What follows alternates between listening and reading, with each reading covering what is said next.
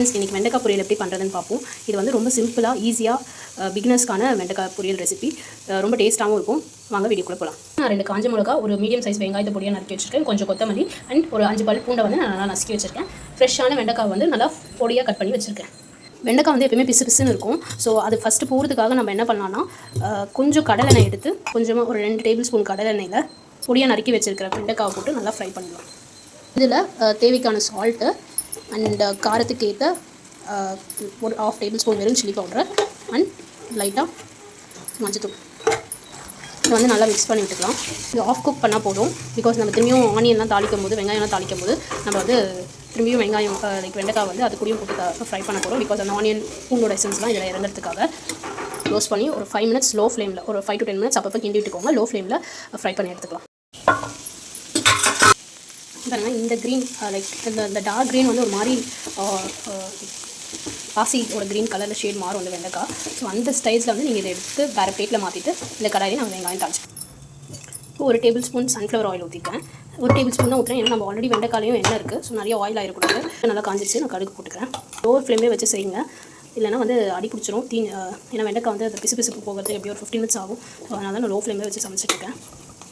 கடுகு பொரிஞ்சிருச்சு. வெங்காயம், காஞ்ச மிளகா, பூண்டு, கருவேப்பிலை எல்லாத்தையும் ஆட் பண்ணிக்கிறேன். இது லைட்டாக கொஞ்சமாக இஞ்சி பூண்டு பேஸ்ட்டு. பிகாஸ் தீஞ்சிடாமல் இருக்கணும். இஞ்சி பூண்டு பேஸ்ட் வந்து ஜஸ்ட் ஃப்ளேவருக்காக நான் போட்டிருக்கேன். நல்லா வதங்கட்டும். லோ ஃப்ளேம்லேயே வச்சு வதக்கிக்கலாம். நீங்கள் பிகினர்ஸாக இருந்தீங்கன்னா நான்ஸ்டிக் பேன் மாதிரி ஏதாவது யூஸ் பண்ணிக்கோங்க. ஏன்னா வந்து அதில் தான் டக்குன்னு அடி பிடிக்காது. எனக்கு நான்ஸ்டிக் பேன் யூஸ் பண்ணுறது பிடிக்காதனால நான் இந்த கடாயில் வந்து செஞ்சுருக்கேன். ஸோ பிகினர்ஸ்க்கு வந்து இது ரொம்ப நேரம் லோ ஃப்ளேம்லேயே வச்சு குக் பண்ணணும், தீஞ்சிரும் அப்படின்ற ஒரு இது இருந்தால் பேர் இருந்தால் நீங்கள் வந்து நான்ஸ்டிக் பேனில் பண்ணுறது பெட்டர். வெங்காயம் வதங்கிடுச்சு. இப்போ வந்து நீங்கள் ஃப்ரை பண்ணி வச்சுருக்கிற வெண்டைக்காவை இதில் ஆட் பண்ணிக்கோங்க. நான் வந்து 1/4 கிலோ வெண்டைக்காய் எடுத்திருக்கேன். பட் இது வந்து நல்லா ஃப்ரை ஆகி நல்லா அதில் இருக்கிற தண்ணிலாம் வெளியில் வந்துருச்சுன்னா கடைசியில் அது வந்து கொஞ்சமாக ஆயிரும். ஸோ நீங்கள் நிறைய பேருக்கு பண்ணுற மாதிரி இருந்தால் கொஞ்சம் நிறையா வெண்டைக்காய் எடுத்துக்கோங்க. இதில் வந்து நம்ம ஆல்ரெடி வந்து கார மிளகாத்தூள், மஞ்சத்தூள் அண்ட் சால்ட் ஆட் பண்ணியிருக்கோம். ஸோ சால்ட் வந்து கடைசியில் ஒரு லாஸ்ட்டில் அது எல்லாம் குக்காய் வந்ததுக்கப்புறம் ஒரு தடவை டேஸ்ட் பார்த்துட்டு சால்ட் ஆட் பண்ணிக்கலாம். இதுக்கப்புறம் இதில் எதுவுமே ஆட் பண்ண வேணாம். ஜஸ்ட் லிட்டை க்ளோஸ் பண்ணி ஒரு 5 to 10 மினிட்ஸ் குக் பண்ணிக்கோங்க.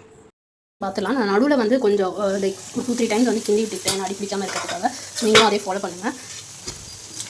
வெண்டைக்காய் பொரியல் ரெடி ஆகிடுச்சு. அந்த பிசுக்கெல்லாம் போயிட்டு பாருங்க. ஸோ முன்னாடி சொன்ன மாதிரி நான் 1/4 கிலோ வெண்டைக்காய் போட்டேன். பட் அது குக் பண்ணி வந்த உடனே ஒரு 3 கரண்டி தான் இருக்கும் போல். அவ்வளோ கம்மியாகிடுச்சு. ஸோ வெண்டைக்காய் வந்து உங்களுக்கு நிறைய பேர் இருந்தாங்கன்னா எப்பவுமே நிறையா போட்டு செய்யுங்க.